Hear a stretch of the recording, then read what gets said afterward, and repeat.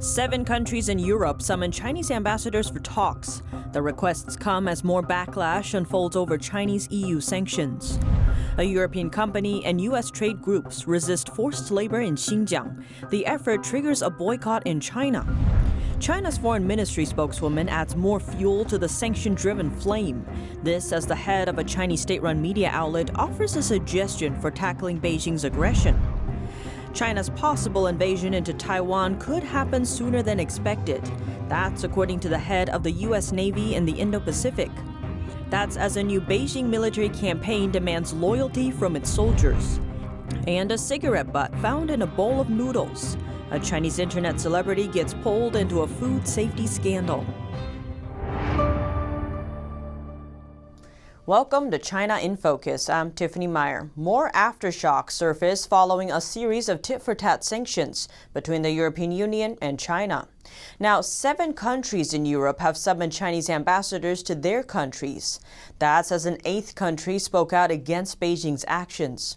The EU was first to levy penalties on Communist China over its human rights abuses in the Xinjiang region. Beijing quickly retaliated by sanctioning several EU officials and scholars. Now, Germany, the Netherlands, France, Belgium, Denmark, Italy, and Lithuania are pushing back. Officials there have all summoned Chinese ambassadors, requesting to meet them for talks. With its own citizens on Beijing's sanctions list, France has called China's behavior unacceptable. Sweden also released a statement, saying it would respond directly to the Chinese embassy.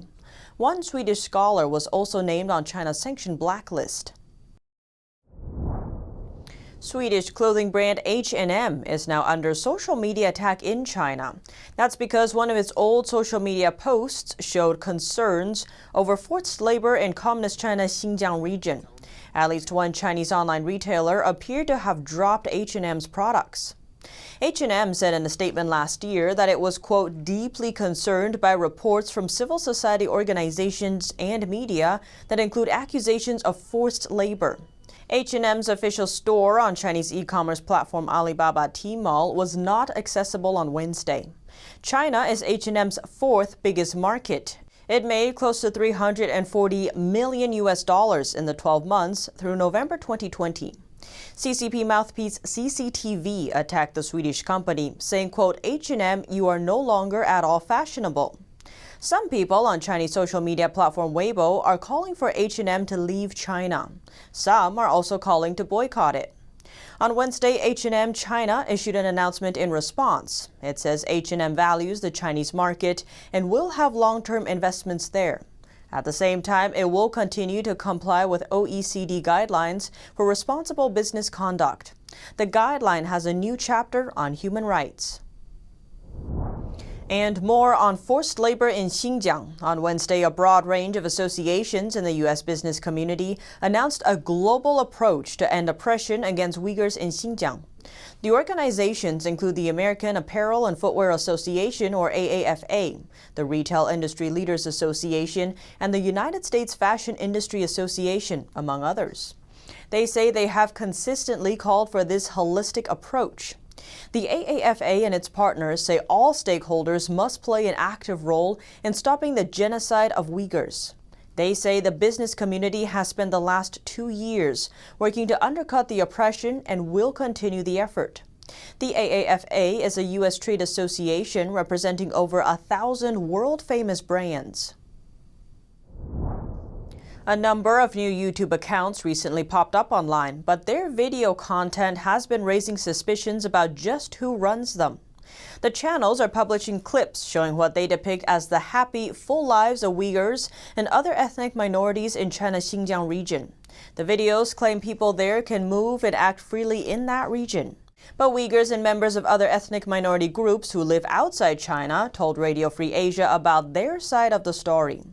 Dina belongs to the Kazakh minority and used to live in the Yili area of Xinjiang. Now she lives in Kazakhstan. She said in her hometown, students were asked to take videos praising the good life in Xinjiang after graduation. These videos were then sent to overseas websites. The project was organized by local officials. The spokesman of the World Uyghur Congress told the outlet that the Chinese Communist Party is trying to beautify its systematic suppression in Xinjiang, and it's using media resources to do it. YouTube is banned in China. It is common knowledge there that the only way to access it is through using special software to break through the regime's censorship firewall. The only other option means getting a special permit from authorities and posting content in line with the regime's narrative. With tensions still rising, China's foreign ministry spokeswoman added even more fuel to the flame. During a Wednesday press conference, spokeswoman Hua Chunying was asked to comment on the European Parliament's recent decision to cancel a meeting between the two nations. It was scheduled to review the China-EU Comprehensive Investment Agreement. She responded, saying the agreement was not a gift from one side to the other. She also indicated that Beijing would not back down. Hua also commented on the Five Eyes Alliance, an intelligence pact shared by the US, UK, Canada, Australia, and New Zealand.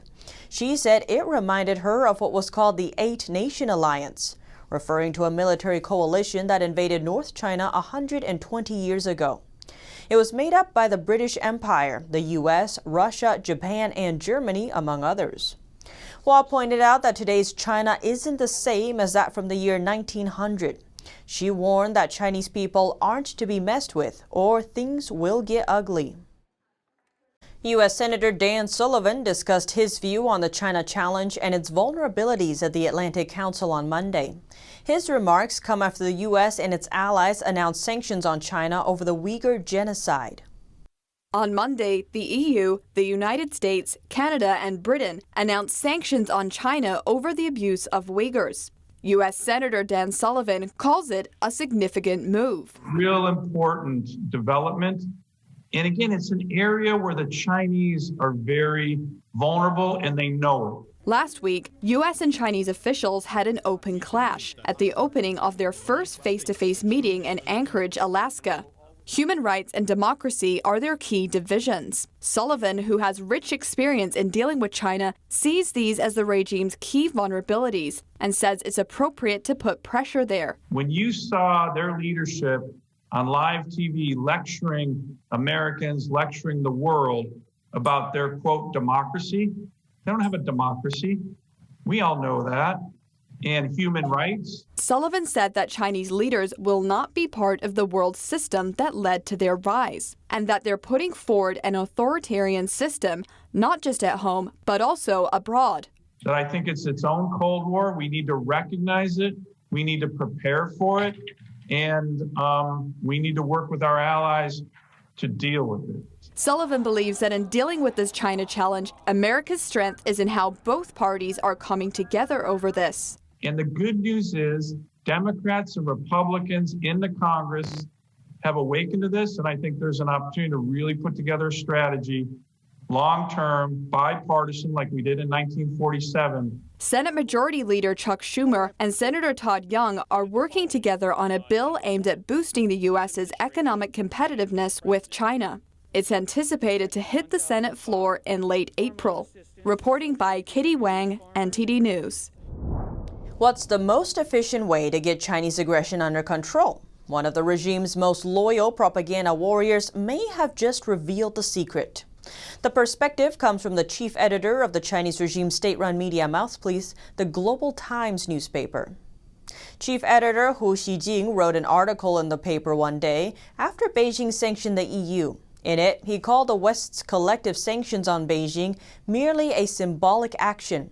He further explained that trade is the essence of Beijing and Western relations, and that that's where Beijing's focus is. Who pointed out that in order to really hit China hard, that's what has to be targeted. He even suggested a way to do it, by creating a global trade alliance to exclude Beijing and build policy against it. In his article, Hu Xijing advised Beijing officials not to lead ideological conflicts in the direction of economics and trade. He added that they should work to block the U.S. from using the power of public opinion to launch a trade war against China. The possibility of a Chinese invasion into Taiwan could happen sooner than you think. This is coming from the admiral nominated to lead the U.S. Navy in the Indo-Pacific.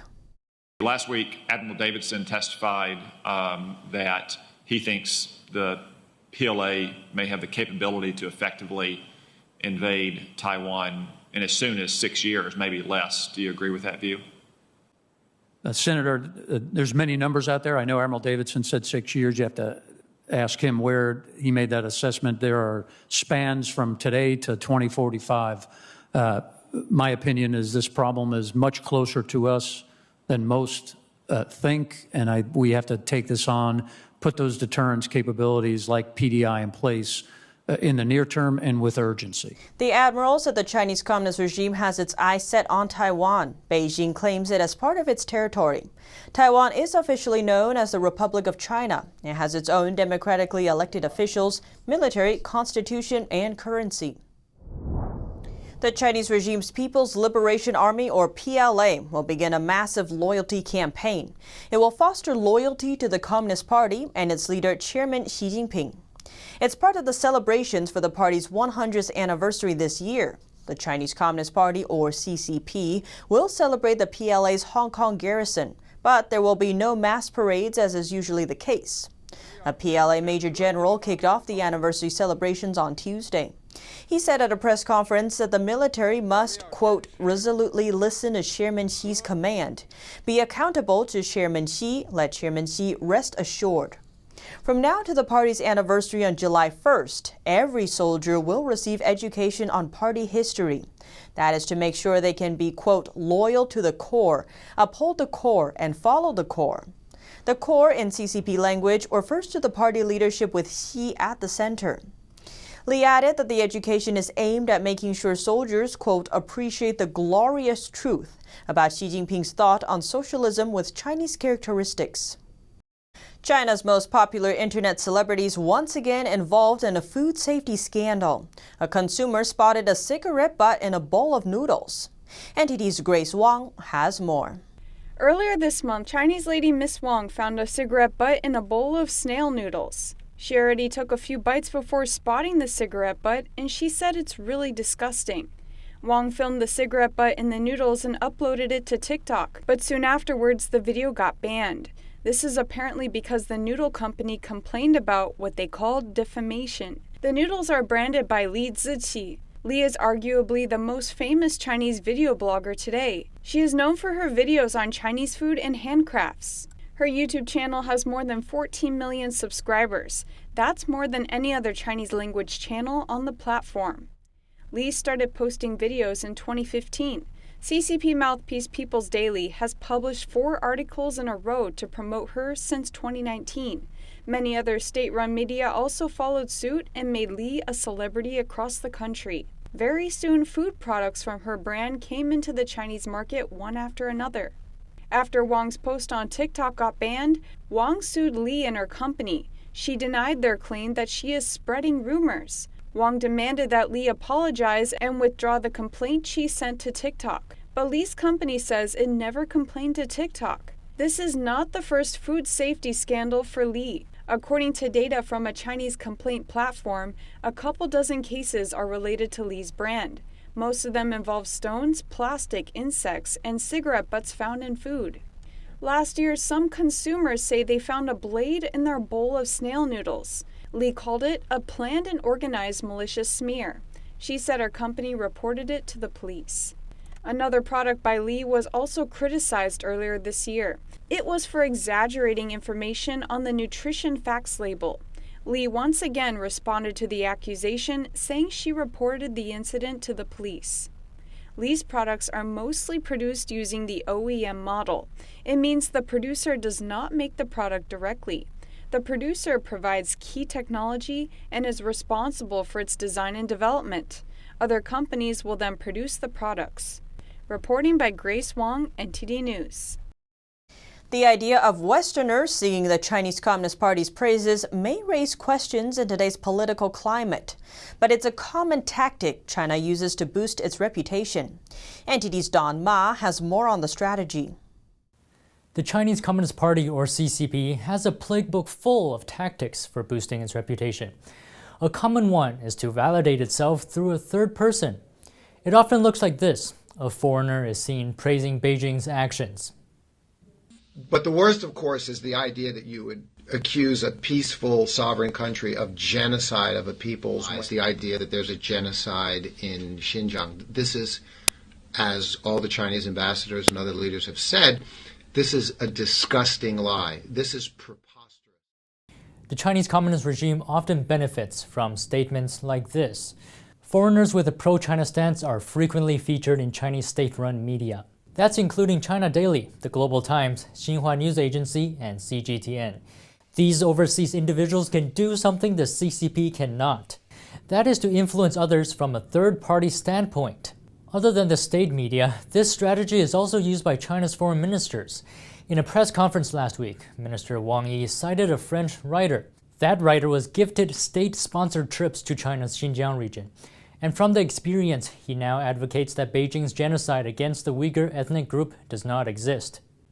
That's despite actions from the US, Canada, Britain, and Europe saying otherwise.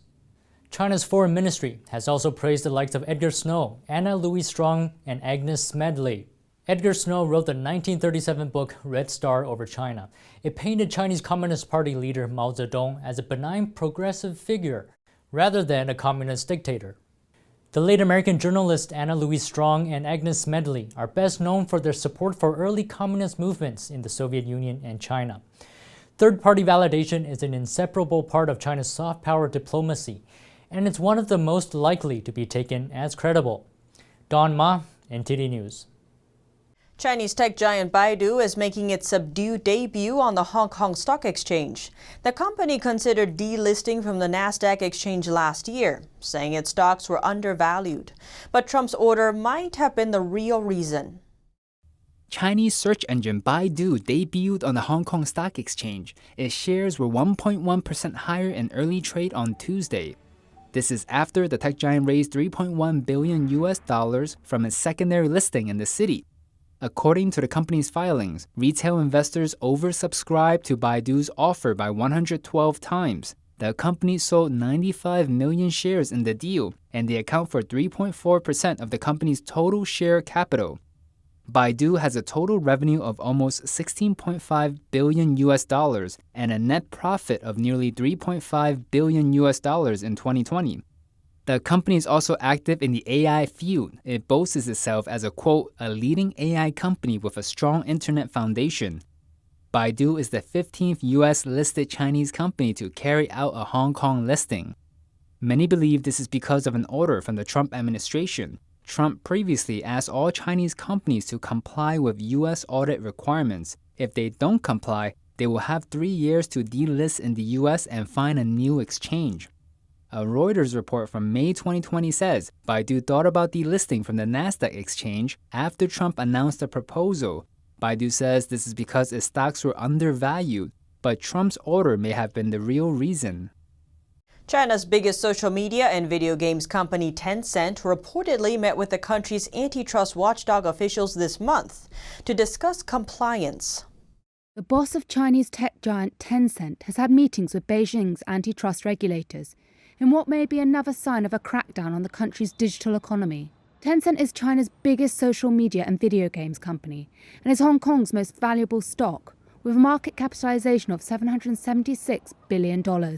Sources say its founder, Pony Ma, visited the State Administration of Market Regulation Office this month. At the meeting, which the sources say Ma had requested, the two parties discussed how Tencent could better comply with antitrust regulations. The sources say officials are looking into monopolistic practices by Tencent's WeChat, China's most popular messaging app. Tencent is not the first company to come into Beijing's crosshairs. Late last year, an antitrust investigation was launched against billionaire Jack Ma's Alibaba business empire. A blockbuster IPO for its Ant Financial platform, set to have been the biggest in history, was also suspended by Chinese regulators. A coalition of human rights groups is urging Airbnb to drop its sponsorship for the International Olympic Committee. It's over the Beijing Winter Games next year and the Chinese regime's human rights abuses. Home-sharing platform Airbnb is one of the 15 leading sponsors of the International Olympic Committee, or IOC. In an open letter to Airbnb CEO Brian Chesky, a coalition of over 190 human rights groups argues that Airbnb is trying to promote tourism in China at the expense of Uyghurs and Tibetans. It says Airbnb is glossing over Communist China's horrifying human rights record. The communist regime has detained an estimated 1 million Uyghur Muslims in the Xinjiang region. Airbnb signed up to be a top sponsor for the IOC in late 2019. Human rights groups are also sending a similar message to other AOC sponsors. Some are calling for a boycott of the Beijing Winter Games. On the other hand, the IOC says it will not move the 2022 Winter Games out of Communist China and that it will maintain what it calls political neutrality. The former State Secretary Mike Pompeo today talked about two threats the U.S. is facing now, the southern border and China. He urges the Biden administration to send the don't come message clearly by acting instead of words.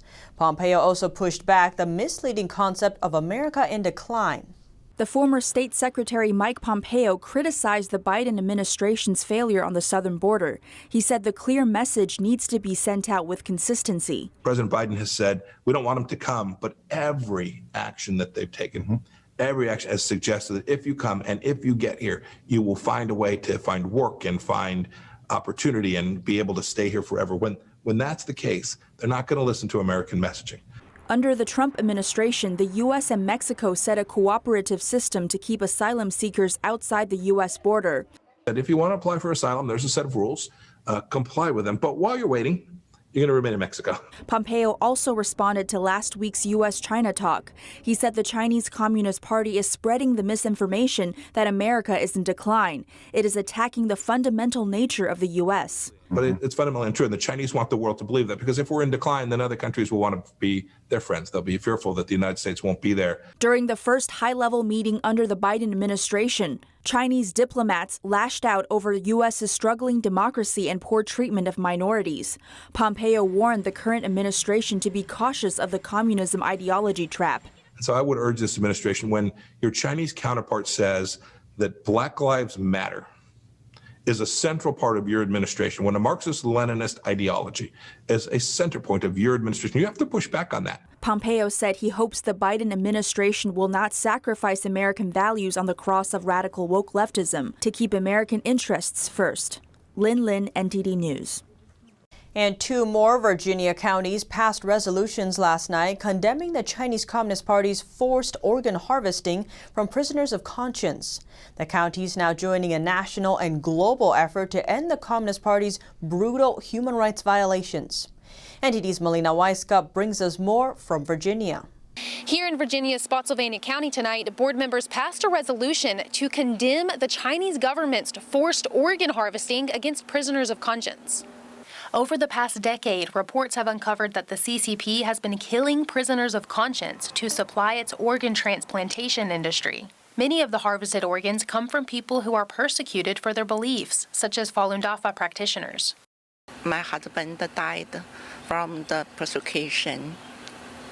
I'm family broken. The business lost.